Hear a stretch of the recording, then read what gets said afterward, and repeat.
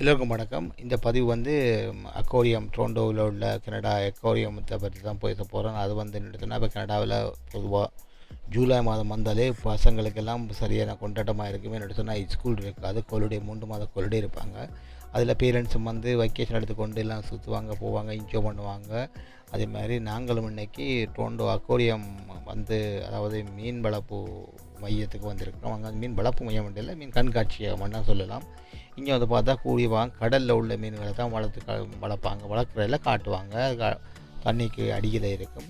அப்போ இன்றைய பார்ப்போம்னா வந்தோம். அந்த வந்து பார்த்தா இங்கே நிறைய சனம் இருக்குது. இன்றைக்கு சாட்டர்டே என்னபடியாக நிறைய சனம் இருக்குது. அது போக இந்த பக்கம் சிஎன்டவர் பக்கமாக இருக்கபடியாக சிஎன்டவருக்கு நிறைய பேர் டூர் வருவாங்க, விசிட்டர்ஸ் வந்து மேலே ஏறுறதுக்காண்டி வருவாங்க.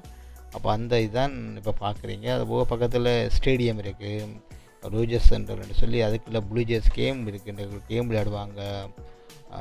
அந்த கேம் பார்க்குறதுக்காண்டி நிறைய பேர் வந்து கொண்டிருக்காங்க.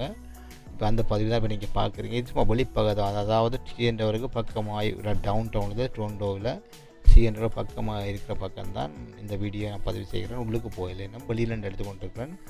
இப்போ இதில் வந்து கொஞ்சம் சனம் நெரிசல் இல்லை, பெருசாக நெரிசல் இல்லை. நார்மலாக சார் இப்போ கொஞ்சம் ஏர்லி மார்னிங் 11 மணி என்றபடியாக கொஞ்சம் குறைவாக இருக்குது. நான் இப்போ அக்வாரியத்துக்குள்ளே போக முன்னே உங்களுக்கு இந்த பதிவை போட்டு காட்டுறேன் எடுக்கிறேன். உள்ளுக்கு போய் தான் இனி டிக்கெட் எடுத்துகிட்டு உள்ளே போகணும். டிக்கெட் வந்து சின்ன பையங்களுக்கு சொன்னால் 37 ரூபா. இது வந்து ஸ்கூல் அளவு. அவங்களுக்கு இங்கே வந்து ஸ்கூலால் கூப்பன் கொடுப்பாங்க, டிக்கெட் கொடுப்பாங்க. அது வந்து $10 அப்படி இருக்கும். அப்போ அந்த $10 சொன்னால் பசங்களுக்கு மட்டும், பேரண்ட்ஸுக்கும் 4 பேர் போகலாம்னு நினைக்கிறேன். அப்போ அந்த டிஸ்கவுண்ட்டுக்கு யாராவது யூஸ் பண்ணலாம். இப்போ மற்ற டொரண்டோவில் பாருங்கள், உங்களுக்கே தெரியும். இதை பார்த்து கொண்டு போய் கொஞ்சம் க்ளீனாக கொஞ்சம் நீட்டாக வச்சுருக்காங்க. ஏன்னு சொன்னால் டூர் வர சனங்கள் நிறைய பேர் வரபடியாலும், மற்றது சிட்டின்ற டொரண்டோ சிட்டி தானே, அப்போ அதுக்காக வேண்டி கொஞ்சம் நீட்டாக வச்சுருக்காங்க. கார் பார்க்கிங் எல்லாம் இதில் ஒடியில்லாதுன்றபடி டூர் பஸ் எல்லாம் இருக்குது. அப்போ இதை சுற்றி இருக்க காட்டம் பாருங்கள். அதன் உள்ளுக்கு போயிடல, உள்ளுக்கு போனால் அது எப்படி இருக்க வேண்டியது சொல்லி நீங்கள் பார்க்கலாம். வீடியோவில் போய் இதே மாதிரி 2-3 வீடியோ போட்டிருக்கிறேன். ரெண்டாலும் இது தமிழில் சும்மா உங்களை விளக்கப்படுத்தி சொல்லுவோம்னு தான் போடுறேன். சரி, கொஞ்சம் வீடியோ பாருங்கள், உள்ளுக்கு போய் மிச்சத்தை பார்ப்போம்.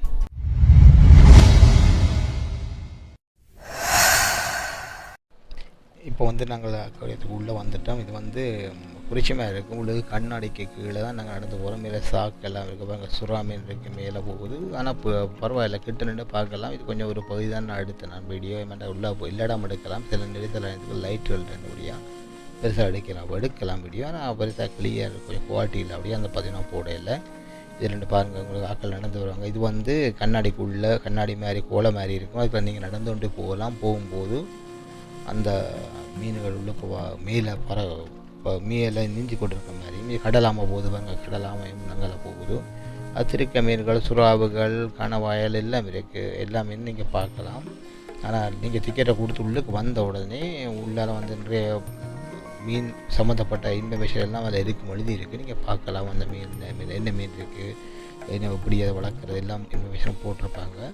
இதே மாதிரி இப்போ நீங்கள் பாருங்க, ஷாக் இருக்குது, சுறா மீன் இருக்குது. அப்போ இதெல்லாம் பார்த்துக்கொண்டு இப்படி போகலாம். பெல்ட்டில் ஓடிக்கொண்டே இருக்குது. நீங்கள் சும்மா போய் நிற்கும் போது அது மூவ் பண்ணிக்கொண்டே போகும், உள்ளாலேயே ஓடிக்கொண்டு போகும். நீங்கள் அதில் சும்மா நின்று படம் எடுக்கலாம். இதில் ஆக்கள் நின்று பார்க்குறாங்க பாருங்கள், உங்களுக்கே தெரியும். இது போயினா பக்கத்தில் ஒரு மேலே வந்து போகும்போது ஒரு பக்கத்தில் திருக்க மீன் வரும் பாருங்கள். திருக்க மீன் வரைக்கும் காட்டுறேன். மற்ற உள்ளுக்குள்ளேயே வந்து கல்லுகளுக்குள்ள கல்லுகள், பாசிகள் உங்களுக்கு இருக்கும். அந்த கடல் மாதிரியே நேச்சுரல் அவங்க கடல் மாதிரியே செய்து வச்சுருக்காங்க உள்ளுக்கு பாருங்கள். நீங்கள் பாருங்கள், முருகக்கருகள் தான் வச்சுருக்குது. இது வந்து பார்க்க நல்லா அழகாக இருக்கும். ஆனால் கொடுத்த காசுக்கு டிக்கெட்டுக்கு வந்து பார்க்கலாம். மேலே வாங்க சுறா மீன் எல்லாம் போய் கொண்டிருக்கு. தண்ணி உள்ளுக்க நிற்கிறேன், உங்களுக்கு மேலே போய் கொண்டிருக்கும். சின்ன சின்ன மீன்கள், பாறைக்குட்டிகள் இதெல்லாம் நிற்குது. எல்லாம் ஓடிச்சு கொண்டு உள்ள மீன்கள் எல்லாம் இருக்குது. நண்டுகள் எல்லாம் பார்க்கலாம் நீங்கள். ஆனால் ஒரு செக்ஷனாக தான் இருக்கும். சில இடத்த புரிம்புரிமாக வச்சுருப்பாங்க, சில இடத்த வந்து இது வந்து எல்லாம் ஒன்றடியாக நிற்குது. ஆனால் இன்னொரு கேள்வி வந்து, இந்த சுறா மீன் வந்து சின்ன மீன்களை சாப்பிடாத ஒன்று எனக்கு ஒரு கேள்வி இருக்குது. ஆனால் தெரிய இல்லை அப்படி வந்து உங்கள் கனகாரம் சின்னதாக விட்டோடையாக அப்படி இல்லை. இப்போ ஒரு திருக்க மீன் வருது பாருங்கள். இதுதான் திருக்க மீன் வந்துட்டு மீன் சிலைக்கு மீனெல்லாம் அப்படியே வந்து வட்டம் போட்டு கொண்டு போகுது.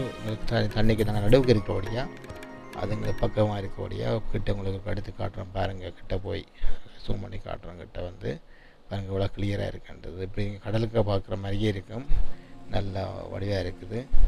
இப்படி நீங்கள் பார்க்க கிடைச்சிருக்கக்கூடிய வாயான்றது பாருங்கள், எப்படி ஒரு சந்தர்ப்பம் உங்களுக்கு கிடைச்சிருக்கு அதை பார்க்குறதுக்கு. பாருங்கள், இந்த வீடியோ கொஞ்சம் பார்த்துட்டு முடிஞ்சால் கனடாவில் யாராவது டொரண்டோவில் இருந்தால் அநேகமாக எல்லாருக்கும் தெரிஞ்சிருக்கும் இந்த இடங்கள். யாராவது பார்க்காத இடம் இருந்துச்சுன்னா தயவுசெய்து பிள்ளைகளை கொடுக்க காட்டுங்க. நல்ல அருமையான ஒரு இடம், பிள்ளைகள் கொஞ்சம் லேர்ன் பண்ணுறது மாதிரி இருக்கும். அந்த மீன் வகைகளை பற்றி இறங்கிற மாதிரியும் இருக்கும். ஏன்னா ஊரில் கடலோடு சம்மந்தப்பட்டவர்களுக்கு இது தெரியும், ஆனால் கடை சம்மந்தப்பட்ட எல்லா ஆட்களுக்கு இதை பற்றி தெரிய சான்ஸ் இல்லை. அப்போ இங்கே வந்து இங்கே பிள்ளைகளை கொண்டே காட்டலாம். இதை பாருங்கள், இதுவும் சின்ன திரைக்கைலாம். இது வந்து ஒரு செப்பரேட்டாக ஒரு குளம் மாதிரி வைக்கிறாங்க. அதை தொடலாம், கிட்ட கை வச்சு நாங்கள் தொட்டு பார்க்கலாம். புளியந்திரிக்கைகள், கட்டுத்திரிக்கை, கணக்கத்திரிக்கைகள் இருக்குது. இது வந்து நான் கை வைக்கும்போது கிட்ட வரைக்கும் நீங்கள் தொட்டு பார்க்கலாம். அப்படி சந்தர்ப்பம் கிடைக்குது. கடலுக்கு எல்லாம் நீங்கள் தொட்டு பார்க்கலாம். அது நான் பிடிச்சா தான் தொட்டு பார்க்கலாம். இது வந்து நீங்கள் பக்கத்தே இப்போ கை வைக்கும்போது கிட்ட வருது.